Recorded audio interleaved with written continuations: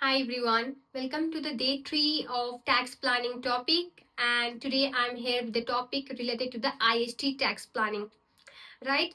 So there are a number of tax planning measures that can reduce the individual inheritance tax. So our main objective is to reduce the amount of tax payable and to maximize the inheritance of the next generation, right? So first we will discuss regarding the death estate planning. As we know, there are residence nil rate band available if we are lefting our main resident to our direct descendant, right?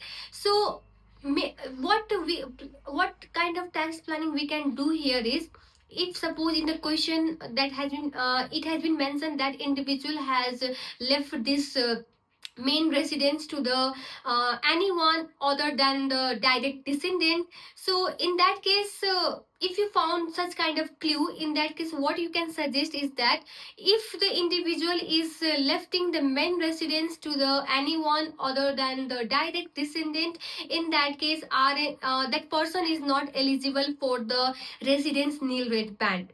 So as a result of which that individual need to pay more inheritance tax on his her death estate, right? So what you should suggest is that the main residence should be left to the direct descendant in the priority of the other estate, right?